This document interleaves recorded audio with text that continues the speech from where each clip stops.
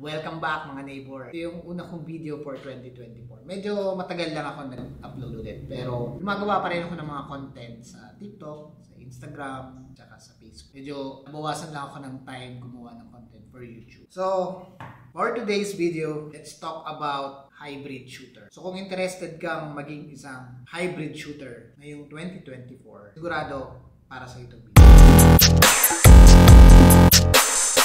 Bibigay ako ng advantage at disadvantage kung isa kang hybrid shooter. Pag sinabi nating hybrid shooter, ito yung pwede kang maging photographer or pwede kang maging videographer sa isang event or sa isang field ng photography. Let's say, pwede akong maging photographer sa wedding. Pwede rin akong maging videographer sa wedding. Pwede rin akong maging photographer sa corporate events. Pwede rin akong maging videographer sa corporate events. Or, pwede akong maging photographer, portrait photographer at corporate, gumagawa ng mga video for corporate. Ganun yun. Parang pinaka short term or other term ng pagiging multitasker na shooter. Pero, ang question is, welcome ba sa Pilipinas ang hybrid shooter? So, bibigyan ko ng dalawang advantage at disadvantage para kita nyo, baka sakali na meron kayong opportunity or meron kayong plano na maging isang hybrid this year. Unahin na natin yung advantage. So, meron lang akong dalawa para hindi na masyadong mahirapan pagde-decide nyo. So, number one advantage is magkakaroon ka ng bagong skill set. Kapag photographer ka na, marunong ka nang gumamit ng ilaw, marunong ka nang gumamit ng camera mo, marunong ka gumamit ng tripod, marunong ka mag-compose, marunong ka sa framing, marunong ka sa mga composition. Now, kapag pumasok ka as a videographer or nag-apply ka or nag-upgrade ka as gusto mong maging isang videographer, kailangan mong tunan yung ibang aspect or ibang mga skills ng videographer. Ano yun? Like yung mga equipment na pwede mong gamitin. Like yung gimbal, tripod, yung iba-ibang stabilizer. Kailangan mo rin mag-aral ng audio. Kailangan mong matutong gumamit ng audio equipment. Kailangan mong pagalawin ngayon yung mga frame mo sa camera as a photographer. So, lalagyan mo na siya ng motion. Like photographer, pwede ka lang mag-time-lapse para magkaroon ng motion or motion blur. Pero this time, sa hybrid, kailangan mong pag-aralan yung mga ginagawa ng mga videographer na pagalawin yung motion sa camera. So, skill set, another skill yan. So, pag tinawag ka, kaya mo ba to? Kaya mo bang ganyan? Ang isasagot mo ay, hindi mo na. Next advantage is opportunity. Opportunity na kapag tinanong ka, oy, pre, marunong ka bang mag-video na gumawa ng video for my business, for small business, gagawa lang ako ng content for TikTok, for YouTube, for Instagram, for Facebook, kaya mo na siyang sagutin. Instead na mag-hire ka ng partner mo, kung photographer ka, kaya mo nang kuhanin yung project nila. Mas marami kang kikitain. Kumbaga parang additional income para sa opportunity and parang pwede ka rin magkaroon ng bagong open door sa mga bagong network. Hindi ka lang kilala as a photographer, kilala ka na rin as a video. So kung marunong ka, kung magaling kang mag-network, magaling ka sa sales, madali mo siyang mabibit. Pwede mong sabihin, oy sir, ma'am, meron na akong videography services. Ako na lang kunin mo for your next event, for your next project. Marunong din akong mag-shoot ng mga product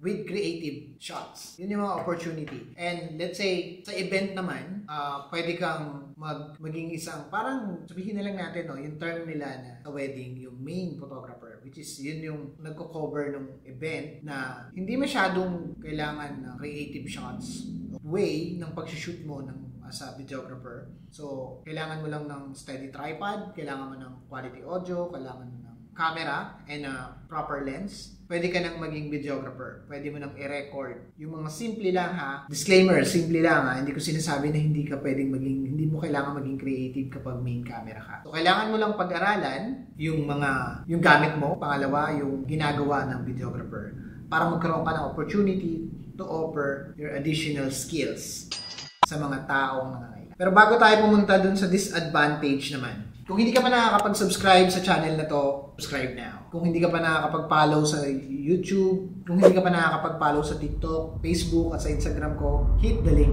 below. And, ano ba yung mga disadvantage natin? Well, lahat ng bagay may disadvantage, no? Merong hindi maganda. So, sa pagiging hybrid naman, especially sa ganitong industry, no? Yung mawawalan ka ng expertise, hindi ka makikilala sa expertise mo. Let's say, kailangan nila ng photographer for portrait, kailangan nila ng wedding photographer. Alam na nila na ikaw yung... Pero, kapag sinabi mong hybrid ka, na kaya ko mag-shoot, kaya ko mag-video, medyo minsan nagdadalawang isip yung mga kausap natin, yung mga kliyente natin na ay baka hindi niya expertise yun, baka hindi maganda yung output, baka sumablay yung audio, baka hindi maging maganda yung result, baka hindi siya magustuhan ng kliyente ko. And hindi ka madaling makikilala, no? Sa wedding industry at saka sa corporate events, minsan nagdadalawang isip yung mga kumukuha ng mga freelancer na photographer siya, di ba? Bakit siya mag-shoot ng video? Magkakaroon sila ng doubt na hindi ka kunin kasi hindi mo yun expertise. Baka hindi mo mabigay yung kailangan nilang requirements. Huwag mong subukan. Masisira ang buhay mo. Or kailangan nilang quality ng output. And next! 6.5 hours later. Sabi ko kanina, no, kailangan mong meron kang tripod, kailangan mong meron audio system, kailangan mong ayos na lente. Now, kapag nag-switch ka from photographer to videographer, kailangan mo mag-invest ng equipment. So, napaka-expensive. Kailangan mo, unang-una, kailangan mong bumili ng steady tripod na hindi talaga maalog, which is parang sa Malibo tripod. So, ang gamit ko is Malibo tripod, Benro, and Manfrotto for video. Ginagamit ko sila ng paiba-iba, depende sa kailangan. So, expensive siya. Kailangan mong mag-invest ng audio system, kailangan mong ng quality, kasi siyempre nga, hindi lang basta recording, kailangan may quality audio din. Sabi nila, mas maganda yung video, mas malaki yung impact kapag maganda yung sounds, yung audio quality. Oh my God! Wow! So, kailangan mo mag-invest ng mga equipment like gimbal, or kailangan mo rin mag-invest ng mga lights, video lights. Mostly, mga video lights para madagdagan mo ng konti. Kapag ang lente mo is pang low lights, pang hindi low lights, pang hindi siya low lights, o hindi siya applicable for low lights, kailangan mo mag-invest ng ilaw. Kaya siya expensive. Expensive yung magiging hybrid. Kasi unang-una, nag-invest ka na for your photography, or nag-invest ka na for, let's say, videographer ka na, no? Nag-invest ka na. So, kailangan mo rin mag-invest for photography naman. Diba? Kung photographer ka, kailangan mo mag-invest ng equipment for videography. Kapag videographer ka naman, kailangan mo namang mag-invest for photography na equipment. Kailangan mo mag-invest ng flash, kailangan mo mag-invest ng light stand, kailangan mo mag-invest ng modifiers for your lights, kailangan mo mag-invest ng mga memory card. Although, bibi na yun, pero mas marami kang kailangang i-invest. Kapag photographer ka naman, kailangan mo rin mag-invest. Kung kapag photographer ka naman at gusto mo mag-add ng skill as a videographer, aside sa camera, aside sa tripod, sa gimbal, sa ilaw, kailangan mo rin mag-invest ng external monitor. Yeah. Kaya siya expensive. And then, kailangan mo ring mag-invest ng time na makilala ka.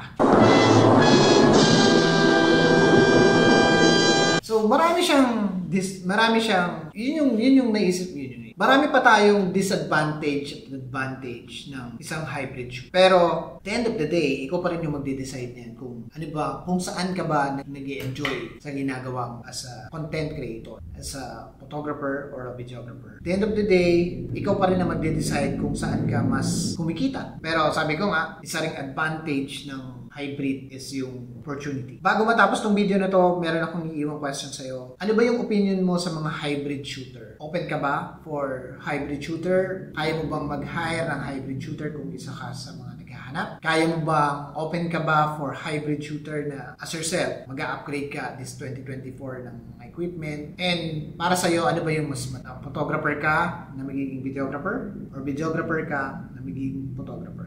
Hey, that's pretty good. And that's all for today's video. Maraming salamat for watching. And don't forget to subscribe. Hit the notification bell. And follow nyo na rin ulit ako sa mga social media account ko like TikTok. Nag-TikTok ako ako. TikTok, YouTube, Facebook, Instagram. Maraming salamat again for tuning and welcome back. I'm Brian C. Villamor and I'm helping people to learn anything about photography. And see you again sa susunod pa natin.